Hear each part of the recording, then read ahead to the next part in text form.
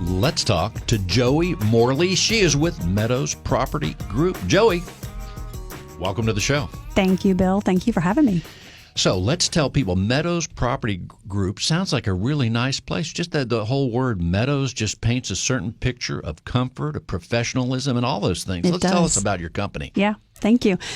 We are a brokerage that's located in the Memorial and really focused in the Memorial area, but we do business all over Houston and the surrounding areas. I've done some transactions in the Heights and the Woodlands and all the way down to Pasadena. So I do all over, but I really focus on the Memorial area, and that's where the agents are focused as well. I'm being so repetitive show after show, but the Memorial area is pretty exciting right now, isn't it? It's on fire. I mean, it's always busy, but it's taken up to its next level because we have fantastic schools. The schools are really what drive people to our area. That and the energy corridor, our location with proximity to I-10, getting downtown, although that's changing with the pandemic. But the Memorial area is on fire. In fact, and new restaurants abound as well. Mm-hmm. Some of these things that are happening, I think we're one of the few cities that still are restaurants. While some have not made it, there's still new ones opening up. And when you go to a good one, it's busy.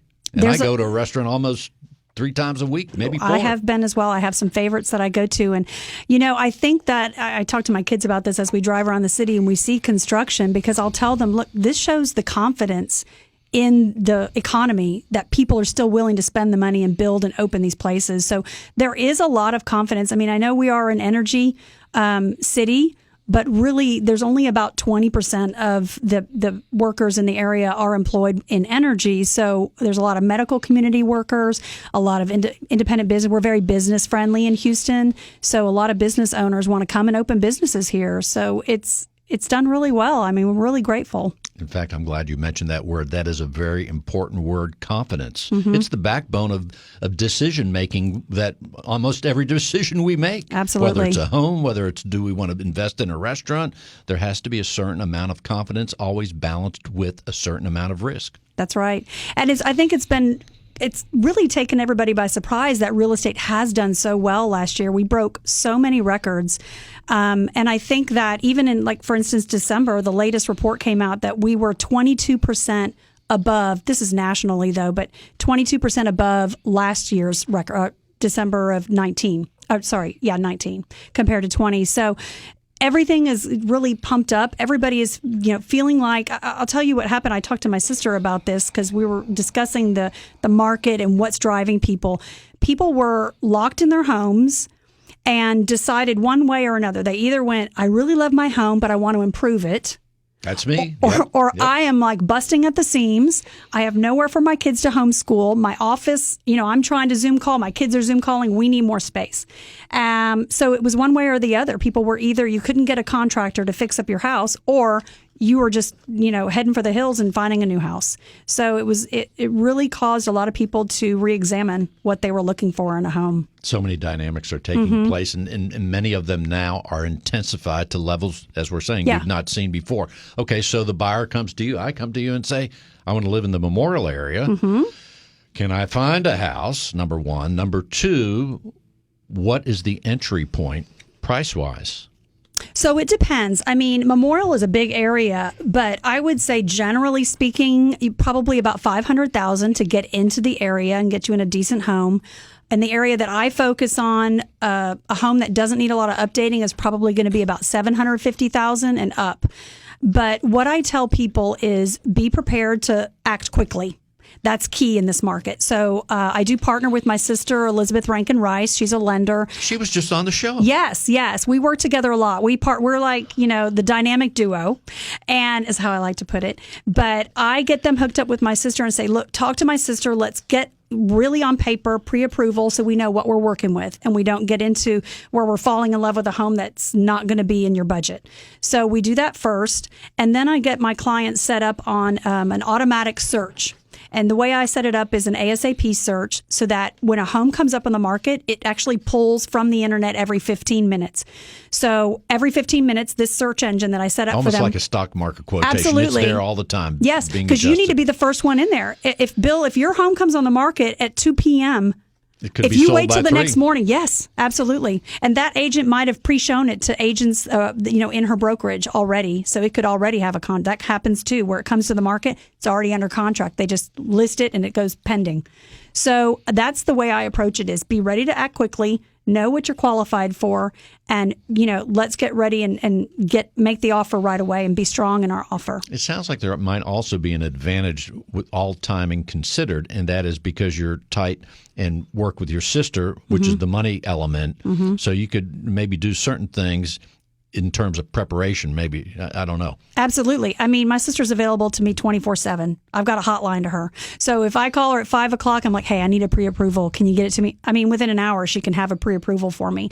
As long as it really depends on the buyer being forthright and being responsive in what she's asking for. So I always tell them, look, if she says she needs this, give it to her, because right now, if she needs your W-2, if she needs your pay stub, if she needs your whatever, get it to her so that she can, qualify you as quickly as possible. It's fascinating, all the details and dynamics that are happening now. You and your sister, are there any other siblings that are not on the show today? No, it's just the two of us. Just the two of us. You should have brought the dogs, too. Yes, we would have liked that. I mean, they are super fun. So in the meantime, that is awesome. Asking the question, where do we go from here? When your company has meetings, Joey, what are y'all talking about, and what are you expecting or anticipating for the rest of the year? Yeah, I mean, I think right now, because the other element to this is that inventory is down. So there's not enough homes for the demand, and that causes prices to go up. So we anticipate, as long as people keep, willing to list their homes, things should continue. We need to find the homes. I mean, I have a cash buyer right now. I can't find him a home. For almost $2 million because they're just being snapped up. I mean, all right, wait a second. Let's rewind this. Okay, so someone has that's the price of the home they want to buy. Right. So I'm thinking, maybe others out there are thinking also, that when you're in that range you have more choices and they're sitting on the market longer. No, I'll tell you, the 750 and up has been the best performing segment of the market this last year, all of last year, which is usually it's like 250 to 500,000 that does the most.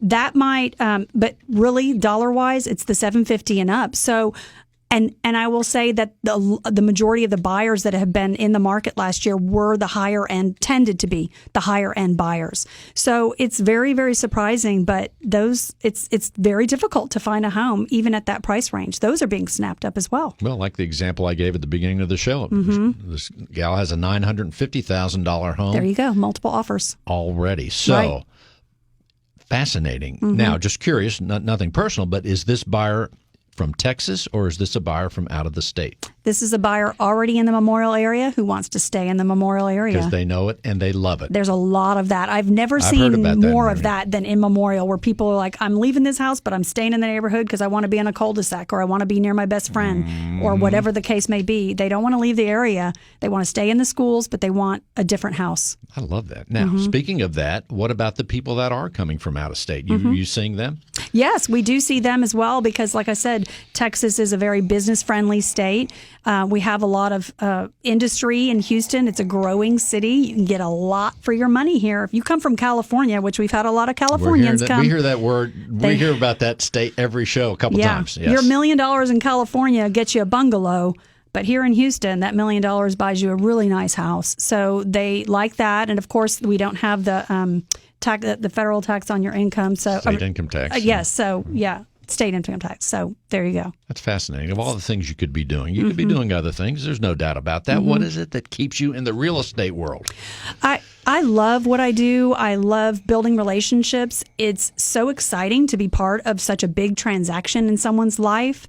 And as my sister mentioned, it is always bittersweet when the transaction finishes because you do miss them. I mean, you have so much so much communication. And it's so funny. You get to know them. But I do have a weekly newsletter that I send out. I try to keep people informed of not just the market, but home trends and other local events that are happening. So I keep in touch with my clients over time, and a lot of them refer to me, some of their friends and family. So we stay in touch, but it is sad when it ends. I love it. It's relationships. We're talking with Joey Morley, and she spells her first name J-O-I, Morley. Yes. People may want that newsletter, Joey. What should they do? Yeah, so if you want my newsletter, you can reach out to me. I mean, I'd like to get it. I'm going to add you to my list. Okay. You can reach me by telephone. My cell is 832-766-5647, and you can also text me at 832-766-5647. I do also have a website. It's www.joimorley.com, or you can email me, Joey, J-O-I, at joeymorley.com. And as I've asked the other guests, where do we go from here? Your gut feel, your guesswork, your speculation. What do you think the rest of the year? What's going to happen? I think it's trending up. I think it's looking really good. At least I think through the fall. We'll see. Typically winter tapers off. This past winter did not taper off. So we'll see at the end of the year. But I'm feeling really good about this spring and summer market. And other people at your company, what's the word as other realtors talk? This is a question I've not asked and should, but when you're with other real estate professionals, whether they serve the same market area, geographic market area or whatever, what are some of the things that you're saying like, man, I can't believe this? Or, I mean, what are the different asides that you get just talking to your friends? I think, it's region to region and area to area. It's very consistent. We're seeing an uptick in business and not enough homes. We need more people listing. Yeah. I mean, we need more inventory. So those builders are out there building those homes, but they need to build it a little faster. That's unbelievable. Yeah.